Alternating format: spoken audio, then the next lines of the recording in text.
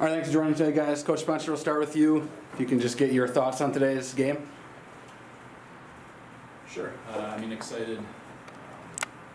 Just extremely proud of our guys. Just game ones are always a challenge. You don't always know exactly what you're working with. There's rust. You haven't played other people. They already have a game one and they had a good win against a good football program in Linfield. So we knew there would be some challenges and some waves to overcome early, and there were. But the demeanor on the sideline never changed from coaches or players. They just kind of stayed patient, kept worrying about their 111th, and eventually got things going there in the last part of the first half. Open it up. So let's go from quarterback to receiver on this one. It took you a little while to get, I think, rolling there, and you began to, I think, get a real feel into that 59-yard touchdown run. Probably really gave you some confidence in that game. Take us through your game flow and how you were feeling out there, and how do you feel now after the game, looking back at the whole thing? Yeah, it's game one. Just good to see the ball go through your receivers, go to your receivers' hands. Just feel that first completion, and then all the nerves kind of go out the way. Yeah, the run definitely helped. Just a big momentum and energy for the team, I think. And yeah, now just glad to get it over with and on to week, next week. So. Yeah. And Thomas, how did he do? And also, kind of a second question. You've got kind of a rotating quarterback system. It's clear. Coach was not shy about telling me that before the game. How does that affect you as a receiver, and how did it affect you in this game, having that happening? I'm confident in all our quarterbacks, honestly, and I think they all dedicate time to the playbook and care about this program. So I trust all of them, and Garret gave me plenty of opportunities today. Credit to him, credit to our line. They're just setting me up for success, and I just take care of the rest. John, defensively, early on it looked like Oshkosh was trying to make a statement, especially pounding the rock a little bit there. You guys stepped up definitely in that second quarter to really turn things around. Take me through your game flow in this, and what did you guys do to sort of, repel what they were trying to establish in that first quarter especially? Yeah, just definitely like first game feels, like just getting the nerves out of the way, and then once we figured out like what we were doing, we were able to adjust. Coach, you talked to me about the quarterback situation for the game. Rate it. How did it go for you? We're 1-0, so thrilled. We didn't turn the ball over. We rushed for 293, and they rushed for 50. You're going to win a lot of those football games, especially when you win the turnover battle. They really had some hiccups on special teams, and that's typical of a first game. And that's my fault as a head coach for not having those guys prepared enough for those situations, and so we'll go about fixing some of those things so that doesn't hurt us down the road. But in terms of the quarterbacks, really happy with Garret and Demir, happy with the whole room. Calvin was over there acting like a senior, helping these guys, looking at film, talking to the receivers. I heard a lot of positive talk between them. Heard a lot of positive talk between Garret and Demir. And right now with where our offense is, they're both sharing a piece of the pie, and no problem with that. You want to get your best football players on the field, and as a coaching staff, I feel like we did a good job coming into this game, doing some things that would allow them to both be comfortable, knowing it's the first game that they've both been in. Demir playing consistently for 3 years, Garret for a year. So you knew there's going to be some imperfections, but that's football, that's life. You just got to make the next play better, and that was really the hallmark I felt like of today was let's make the next play better. Let's get stronger as the game goes, and you saw that. So it's not perfect, but I think for a game one, it was as expected, at least from my perspective as the head coach, and I think we're in a good spot to continue to make strides, week by week. You're not going to be in game one the same team you are in game 10. There's no way to do that. You can't go from the first floor of a skyscraper to the 100th in a blink of an eye. You got to climb it, or you got to get on the elevator. But either way, you're going to pass every floor. So it's the same thing with the football team. We're just team of the league and have success with it, especially since they played, a game before. With, credit to Coach Jennings and Oshkosh, we talked a little bit about scheduling the game. And, they're in a position where they need 3 games a year, and that's really hard. We're in a position with where we're at where we need 1 game, and that's really hard. So, the hope is that both teams can move on and have success in their league, and you won't get penalized for playing good teams. We want the best teams in the playoffs. We don't want a team in just because they're in. How I see it, we want the best teams. The fans want the best teams. Fans want to see, Notre Dame play Miami. They want to see Ohio State play Texas. Well, D3 fans want to see North Central play good teams. They want to see Fairhaven Baylor and St. John's and the Bethels of the world, the Mount Unions of the world, playing Wheaton College. They want to see that, and that was really cool to see. We're familiar with Mount, they're familiar with us, but for Coach Scott and Wheaton College to go out there in game 1 and take them on and take it to 1 score, I think that's a good statement by our league. Obviously things, you gotta see how they play out, but happy for our team, and happy that they could come away today with a nice win. Garret, why'd you make the move, and why to North Central specifically? I don't know enough of your backstory. I'd love to hear from you directly, kind of your pathway here, and whether or not you're feeling like it's been mission accomplished to a certain degree, as far as you've gone so far here, just getting on the field for a starter role in game 1. Yeah, definitely. I mean, being 1-0 obviously, helps that. So definitely the right step. Being at Oklahoma State, I was a walk-on, and so, with the roster cuts coming down, I decided to leave, went to junior college in Coffeyville. And being there, just kind of realized what my priorities were, and what I wanted out of, just football and college in general. And so I had a previous coach at Oklahoma State whose brother played Division III football and said how much he loved it. And so went back to him, talked to him, and then he suggested North Central. Then the first thing you do when you look up North Central is the past 5 years and this is the success they've had. And so that was definitely intriguing for me. And so reached out, and here I am, and we're 1-0 and on to next week. So. Yeah.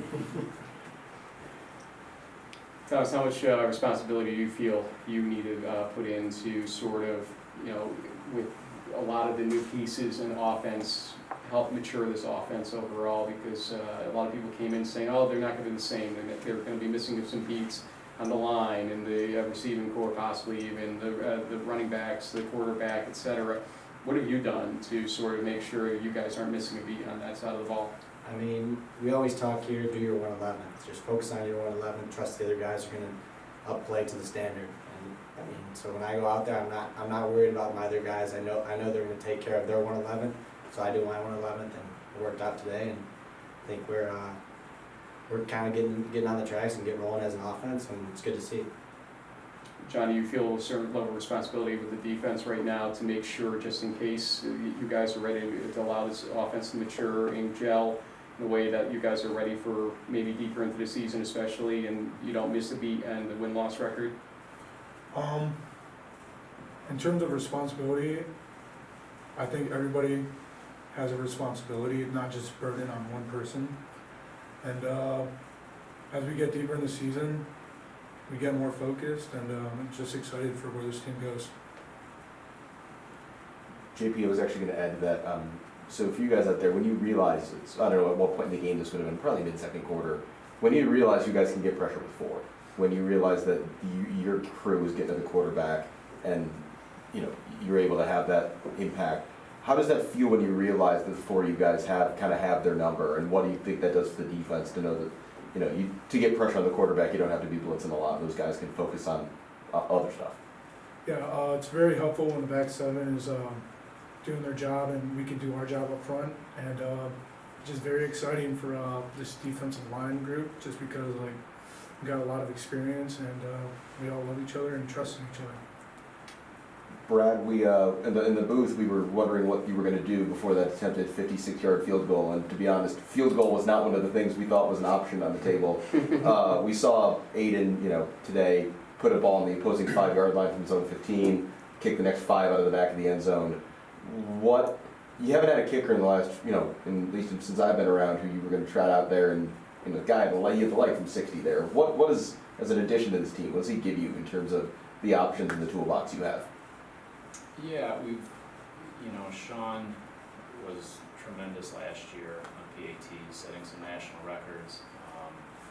With Aiden coming in, it does open up a little bit of a different dimension from a team standpoint, being able to attempt some longer field goals. And for today, we were right on, what we felt like he was comfortable with. It was actually a little bit further, and I thought it was a good spot, given the score, how our defense was playing, how offense was playing, to go ahead and put them out there and try that, put that pressure on them, put the pressure on the snap, hold, kick, the O-line to attempt it. So if down the road there's a game where you really need it and maybe the score is different at that point, they've been there.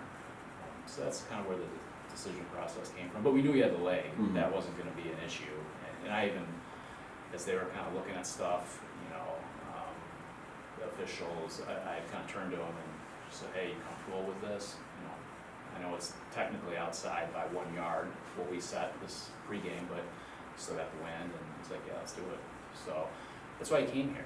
He came here to have those opportunities. He's proven through camp that he can hit things like that. And you saw him on kickoff. Right. It's pretty impressive, which is great. That's great for our defense. So again, it's a 3-phase game. You never want to get caught as a program just looking at it as offense, special teams, and defense. They all have to work together, and that's my job as the head coach with the coordinators to make sure that we're all working together, for the same goal, especially in a first game when you just know there's going to be sloppy, and we saw it. And these guys all knew it was going to come. I was very transparent with them last night about, you never want to have expectations that are setting you up for failure. Instead, you really want to try and be real and play better on the next play. And I thought the guys did that, and our attitude showed that, especially early when, we went down off of a, block punt, which typically, the data tells you if you get a block punt, you have a 68% chance you're going to lose that game. The guys did a great job of wrestling that back and making sure that didn't happen in a big way. But, probably guys, but yeah, it's definitely Aiden gives you a little bit of a different weapon.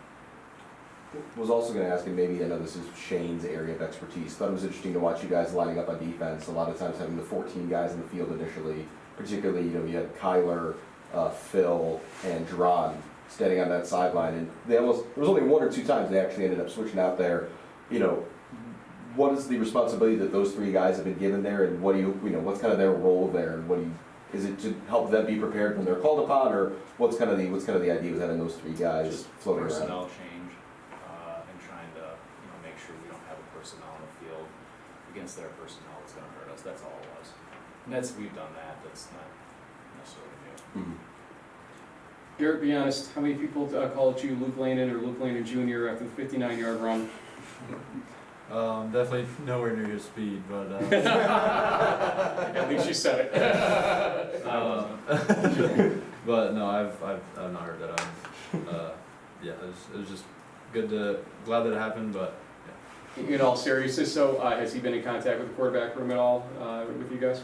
he was over the summer. His younger brother, we hold a summer camp, and his younger brother was at our camp, and so he was able to attend and kind of talk to him. It was really cool, but yeah. Staying in touch with him? Yeah, I do. He was a great leader here, so whenever I'm kind of struggling trying to lead in this new role that I've stepped into, I always reach out to him. I'm like, hey, I don't know what to do here, I don't know what to do there, and he's always been a big piece to helping me out, and yeah, I appreciate him. He embodies what Cardinal football is, and yeah. Last question, Coach Spencer, talk about your shirt, the impact that Alice had here. Yeah, thanks for asking that. you know, Coach Carey, we all saw, we had a moment of silence for him, and Coach Al was our cross-country track and field coach for, he was on campus for 60 years, he held our athletic director position twice. You know, he's combined in track and field, cross-country, I think it's 31 national titles, 31, 32, which is incredible. You just do the math there, that's insane. I really, you know, he's a guy that embodied what it is in my mind to be a coach, which is to find ways to reach young men and help them be the best version of themselves. And his motto was run for fun and personal best, and you know, he came up with that on purpose as a way of intentionally trying to reach players individually in a team sport and encourage them to compete against themselves, not to compare, not to look at somebody else who's ahead of them or behind them, but to look at their own progress. You know, which, I mean, in 1960 may have been easier to say. It's very hard to do now with where we're at as a society and all the comparison. I mean, it's the greatest thief of joy to me, for youth, for adults too. So to have a role model like that, he was a man that I've known all my life. I don't remember when I met him. He's just there. He's just in my life all my life. And that was a byproduct of me growing up at North Central College, with my dad working here. And I sat in his class as a sophomore in the spring of 2001. His philosophy of coaching in Murner, which North Central people in here all know Murner. And he opened my eyes to what coaching could be. It wasn't just X's and O's, it wasn't just win, it wasn't just picking starters and backups. It was about reaching young men and helping them to physically, mentally, and spiritually be their best. And so, you know, this idea of holistic coaching was born in my mind, and that's from John Wooden, a famous UCLA basketball coach. And so for us in our program, you know, our coaches are charged with holistically coaching our guys, mental, physical, and spiritual. And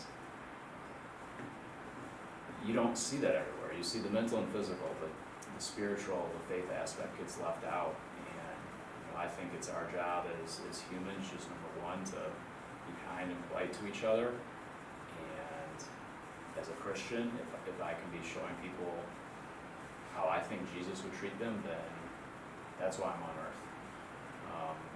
And Al lived that.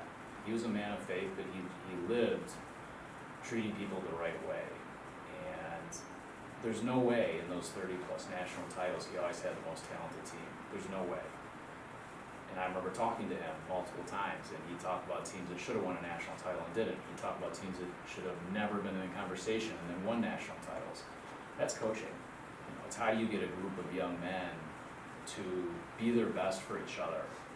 And to us, that's what our program's about. So, you know, with him passing, I felt like it was an opportunity for us as a program to, you know, honor him with the shirts, the patches, the logo is what our cross-country team wears. I mean, he's an icon at our school. I mean, icon. And he is in the cross-country and track and field. I mean, you guys know that. And in that world, I mean, there is no comparison in college football to him. There's not. I mean, you could go Bobby Bowden, you could go Lou Holtz, you could go Nick Saban, which I have the utmost respect for them. And anything that Nick Saban puts out there, I read, and I want to learn from everything. The 31 national titles, that's a different level.